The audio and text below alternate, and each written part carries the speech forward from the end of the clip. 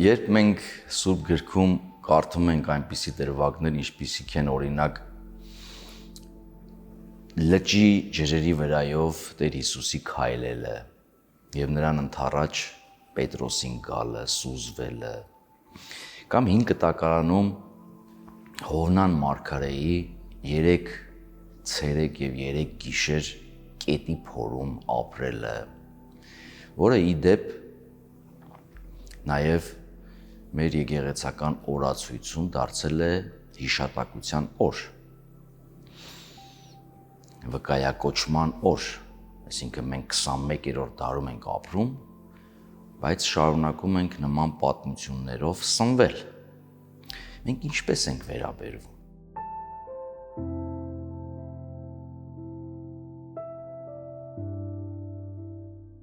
Խնդիրն այն է, որ և Քրիստոսի ջրերի վրայով քայլելու դրվագը, այդ պատկերը, և Հովնան մարգարեի կետի փորի մեջ 3 օր մնալու այդ դրվագը մենք իսկապես ապրում ենք։ Եվ ոչ թե ապրում են առանձնահատուկ մարդիկ, ապրում է մարդը, հատուկ է յուրաքանչյուրին, իր հոգեբանական, մարդաբանական մակարդակի վրա։ Փորձենք հասկանալ, որպեսզի հասկանանք այդ պատմությունը մեզ համար ինչքանով է արդիական, պետք է նախ ուսումնասիրենք այդ մարգարեությունը։ Հովնան մարգարեի գիրքը պատմում է իրադարձության մասին, որը պատմականորեն տեղավորվում է մեր թվարկությունից առաջ 8-րդ դարում, երբ գոյություն ուներ հզոր Ասորեստանը իր ահասարսուռ Նինվե մայրաքաղաքով։ Ի դեպ Նինվեի կործանման մեջ դեր կունենան նաև մեր պատմական հայրերը։ Նինվեն կործանվել է մեր թվարկությունից առաջ 612 թվականին, 7-րդ դարում, բաբելացիների և մարերի կողմից, որին մասնակցել է նաև հայկական զորքը Պարույր Սկայորդու գլխավորությամբ։ Բայց 8-րդ դարում Նինվեն կամ Ասորեստանը գերտերություն էր, ահասարսուռ, նվաճողական, իմպերիալիստական։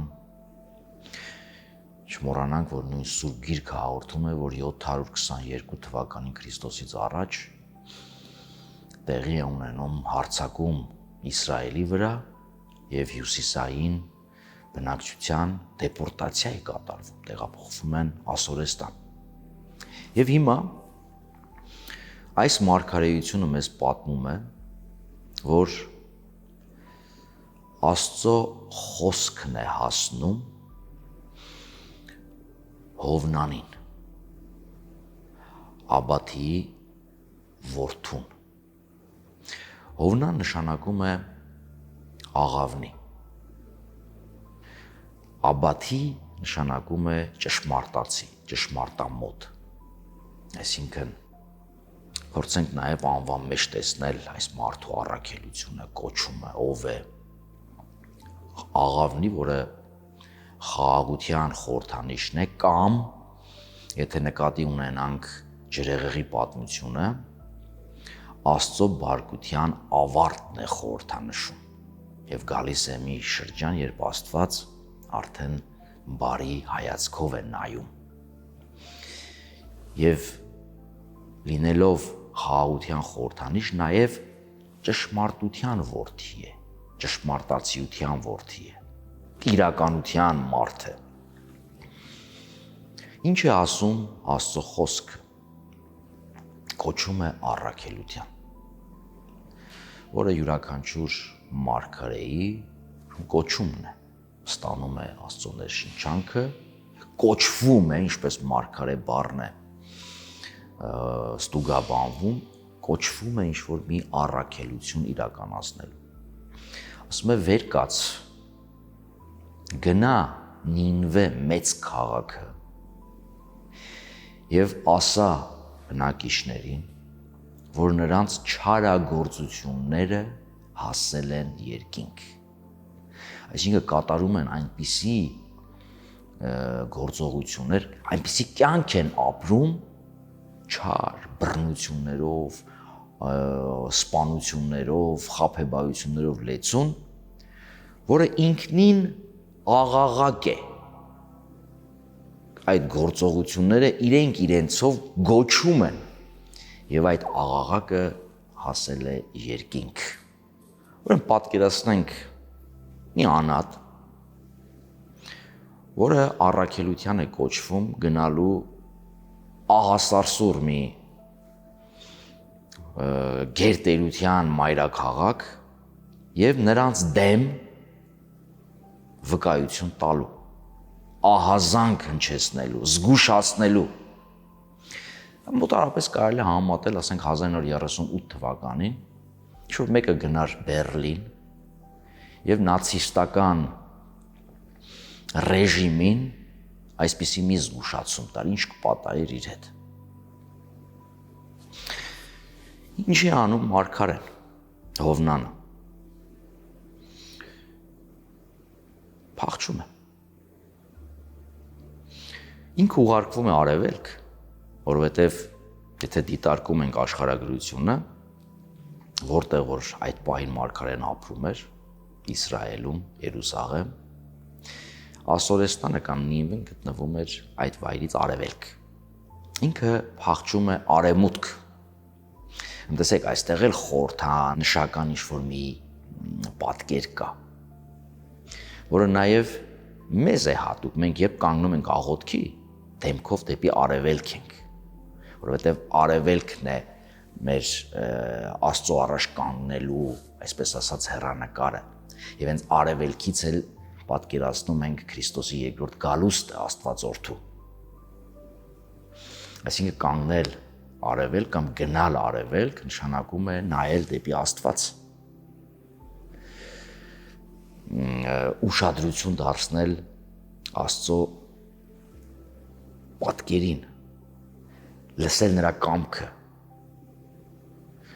Թիգունք դարձնել դեպի արևմուտք գնալ նշանակում է հրաժարվել Աստծուց։ Վեր կենալու, բարձրանալու փոխարեն Հովնանը սկսում է իջնել, որովհետև այն վայրը,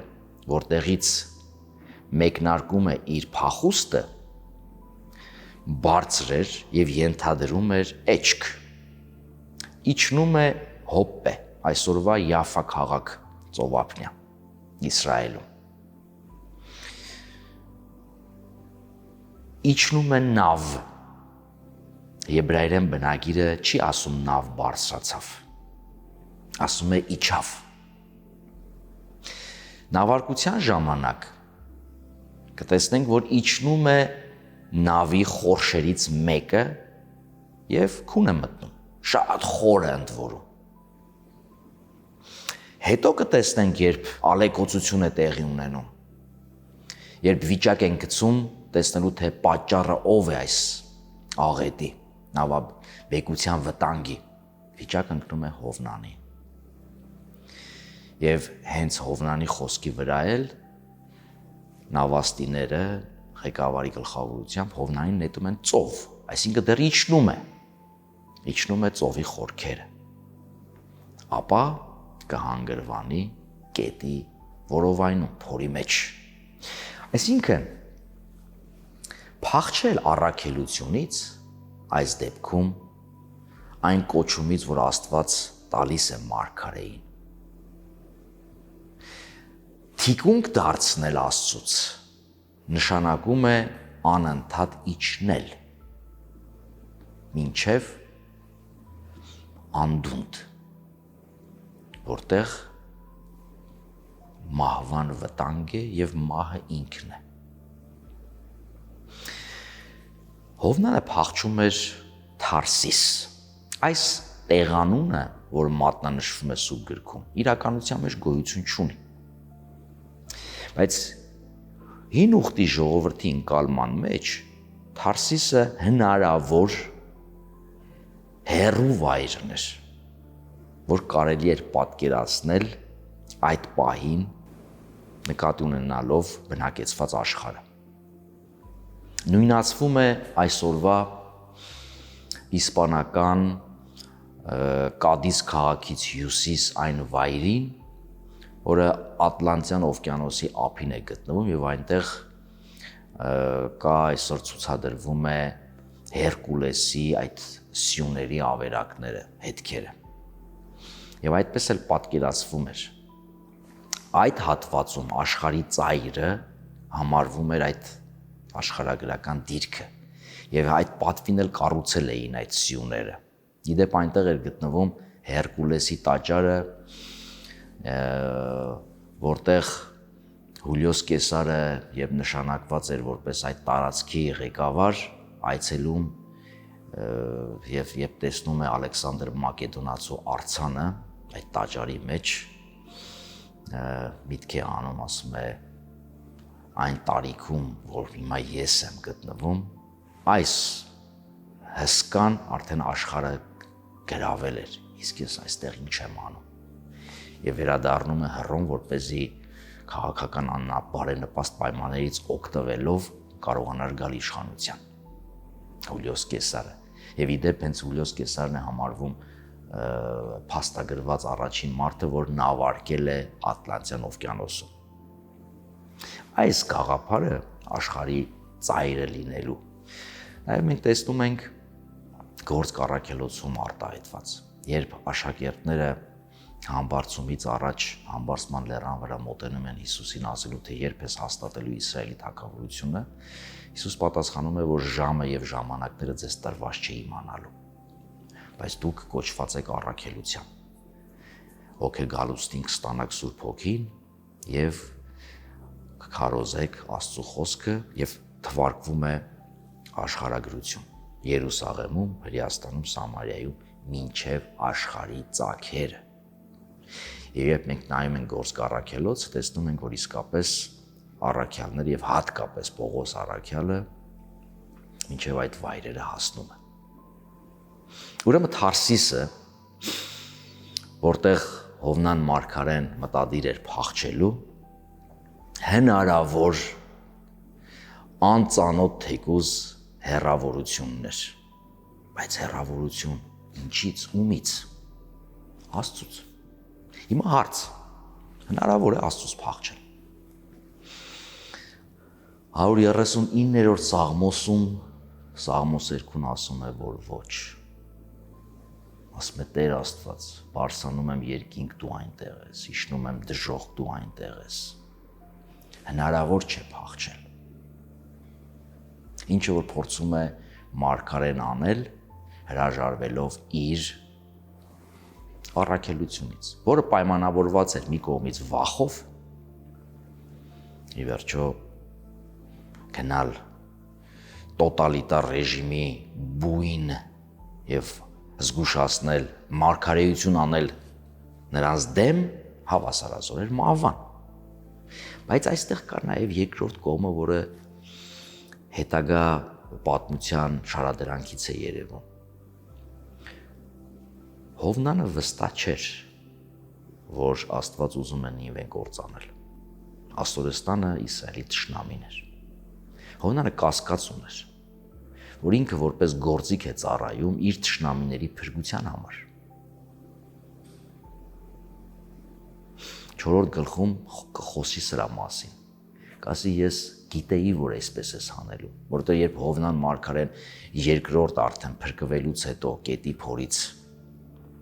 երկրորդ անգամ առաքելության է կոչվում, ստա նաև երևում է Աստծո համառությունը։ Կոչում ունես, պիտի կատարես։ Նինվեացիները ընդունում են այդ զգուշացումը եւ տեղի է ունենում ամբողջական դարձ, լսում են Մարգարեի քարոզչությունը եւ ի հեճուկս Մարգարեի ցանկության, որը փափագում էր թշնամիների կործանումը, ապաշխարում են եւ փրկվում են։ Այստեղ Հովնան Մարգարեի գիրքը մի տեսակ բացատրություն պատմության ժանրի միջոցով մեզ ցույց է տալիս Աստծո բնույթը, նրա անվան մեկնաբանությունն է ինչ-որ իմաստով։ Ելից գրքում Աստված հայտնում է Մովսեսին իր անունը հետևյալ կերպ. Տեր Աստված, ես եմ Տեր Աստված, որ գթած է, ողորմած է, երկայնամիտ է, այսինքն համբերատար է, միանգամից չի պատժում սխալի դեպքում, սպասում է, ինչպես մյուս մարգարեության մեջ է ասվում, Աստված մեղավորի մահը չի ուզում, չի տենչում, այլ ուզում է դարձը եւ ապրելը, նրա կյանքն է ուզում։ Եվ երբ մարդը դարձի է գալիս, Աստված ներողամիտ է։ Եվ մի տեսակ Հովնան մարգարեի գիրքը Աստծո այս անվան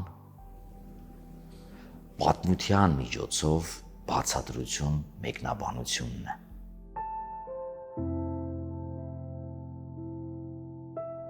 Դառնանք մարգարեին եւ փորձենք հասկանալ նրա եւ հոգեվիճակը եւ թե ինչքանով ենք մենք այսօր ապրում որպես Հովնան մարգարե, որտեղ դա մեր կյանքն է իրականության մեջ, որտեղ մենք էլ որպես մարդիկ ունենք առաքելություն, որի շատ հաճախ փախչում ենք։ Ծանրություն է մի տեսակ մեզ համար։ Հովնան մարգարեին մենք տեսնում ենք այս դրվագում փախուստ է տալիս, բայց անընդհատ մենք տեսնում ենք հոգնած, քնած կրավորական վիճակում, քնած է նավի խորշում, ընդ որում ալեկոծության պայմաններում։ Մենք տեսնում ենք Հովնան մարգարեին քնած, երբ Նինվեից քարոզչությունից եւ այդ ժողովրդի ապաշխարությունից հետո դուրս է գալիս, նստում է քաղաքի պարիսպների մոտ եւ նորից քուն է մտնում։ Մի տեսակ չունի աշխուժություն իր առաքելությունը կատարելու։ Բացի դրանից անընդհատ մահ է տենչում։ Տեսեք, երբ նավը վտանգի մեջ է հայտնվում եւ Հովնան մարգարեին արթնացնում են, որ մենք կործանվում ենք, դու այստեղ հանգիստ քնած ես, քեզ ամեն դուրում խռմփացնում ես, խորը քնի մեջ ես։ Այդ մարդիկ Աստծո հետ ուխտի մեջ չէին, բայց ամեն մեկը ուներ իր հավատալիքը եւ առաջարկ էր, որպեսզի վտանգից ազատվելու համար ամեն մեկն աղոթիր Աստծուն։ Եվ մարգարեն կոչում ունենալով Աստծո խոսնակը լինելու, այսինքն անընդհատ Աստծո հետ այդ կենթանի կապը ունենալու։ Մյուսներն են առաջարկում մարգարեին աղոթել Աստծուն, որպեսզի այս վտանգից փրկվեն։ Հովնան մարգարեն դարձյալ համառություն է ցուցաբերում, չի աղոթում։ Լինելով վտանգի առաջ, Նինվեից փախչում է։ Այս դեպքում, որ բնության տարերքն է սպառնում, համառություն է դրսևորում, չի դիմում Աստծուն։ Մի տեսակ իր բացարձակ է իր Աստծուց փախուստ տալու ընթացքը, հոգեվիճակը, մտադրությունը։ Մի տեսակ չի տեսնում Աստծուն։ Բայց երբ վիճակ են գցում, երբ ընկնում է Հովնան մարգարեին, ստիպում են պատմել, ինչն է պատճառը, բայց չեն հարցնում ինչ ես արել, որ մեզ այսպիսի վտանգ է սպառնում քո պատճառով, ասում են որտեղից ես, որն է քո մասնագիտությունը, որ ազգին ես պատկանում։ Շեշտը դնում են նրա ինքնության վրա։ Եվ երբ Հովնան մարգարեն ճշմարտությունը պատմում է, փաստորեն դուրս է գալիս, որ Հովնան մարգարեն անհավատարիմ է իր ինքնությանը եւ անհավատարիմ է իր ուխտին, հավատքին։ Եվ սա է պատճառը, որ ոչ միայն Հովնան մարգարեն է հայտնվել մահացու վտանգի առջև, այլ ամբողջ նավը իր անձնակազմով Հովնան մարգարեի իր ինքնությունը դավաճանելու պատճառով։ Բայց Հովնան մարգարեն այստեղ կատարում է իր մարգարեական գործառույթը։ Ուզում եք փրկվել, ինձ նետեք ծովը։ Դարձյալ մահ է տենչում մի կողմից հոգեբանորեն, բայց մյուս կողմից գիտե, որ եթե իրեն նետեն ծովը, նրանք կփրկվեն։ Ի վերջո Աստծո խոսնակները երբ մարգարեանում էին եւ Աստծո կամքն էին փոխանցում, դա անում էին մարդկանց կյանքի համար, մարդկանց փրկության համար, մարդկանց դեպի Աստված վերադարձի համար։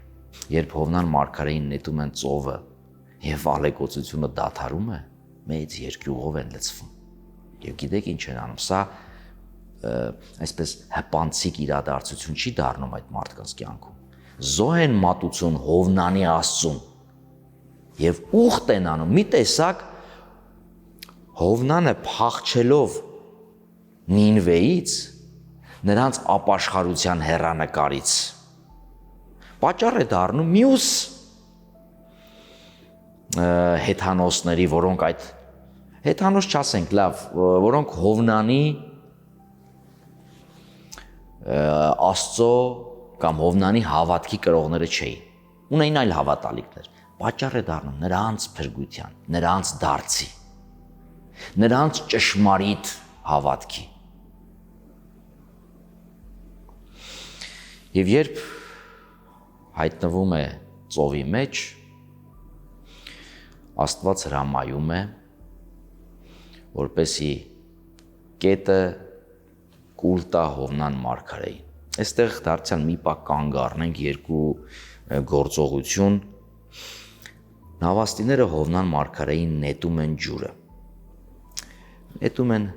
դուրս, այսինքն անպիտան մեկն է։ Նրա կյանքը, նրա գոյությունը վտանգ էր իրենց եւ նետում են ջուրը։ Աստծո համար օգտագործվող բայը կարգադրել կետին, որպեսզի Հովնան մարգարեին իր փորի մեջ առնի։ Սրա հակադրությունն է։ Սրանք Հովնանին այլևս մարդ չեն համարում, Աստված Հովնանին դարձյալ տեսնում է, նկատում է, արժեք է համարում, մարդ է համարում եւ շարունակում է գործել հետը։ Թեկուզ ծանրագույն եւ հոգեբանական եւ ֆիզիկական անվտանգության առումով պայմաններում։ Հովնանը իջնում է մինչև կետի փոր, շրջապատված մահացու, մի պահ պատկերացրեք կենթանու որովայն արդեն մահացու է եւ այդ կենթանին էլ մեկ ուրիշ մահացու իրավիճակի մեջ, որը ծովն է կամ ուրեմն ջրերի ալիքներն են։ Դժոխք, մահվան երախ, անդունդ։ Ինչ է անում Հովնանը։ Ուրեմն բացի որ մեզ համար անպատկերացնելի է 21-րդ դարում կետի փոր եւ այլն, կետի փորն էլ վերածում է աղոթարանի։ Այստեղ ինձ գալիս է Գրիգոր Լուսավորչի խորվիրապը սրբավայրի, աղոթքի վայրի դարձնելու այդ պատկերը, որը դարձյալ մահացու վայր էր։ Ասենք մեր պատմության մեջ էլ այս իրավիճակը ապրվել մեր հավատքի հոր միջոցով։ Հովնանը աղոթք է անում, որը հայտնի աղոթք է, որ մենք աղոթում ենք մեր եկեղեցու ծիսակարգում, երբ ես նեղության մեջ էի, կանչեցի քեզ եւ դու լսեցիր ինձ։ Հովնանը աղոթքի մեջ ներկայացնում է մի պատկեր, որտեղ ջրերը, օվկիանոսը, ծովը, կյանքի մի խոսքով մահացու բոլոր տեսակի ալիքների մեջ ինքը շրջապատված վտանգի մեջ է, այդ նեղության միջից դիմեց Աստծուն, ասեք հատակում է գտնվում, փախչում էր Աստծուց, անդունդի մեջ դառնում է դեպի Աստված եւ այս աղոթքը նրան նետում է ափ, եթե կուզեք փրկության ափ,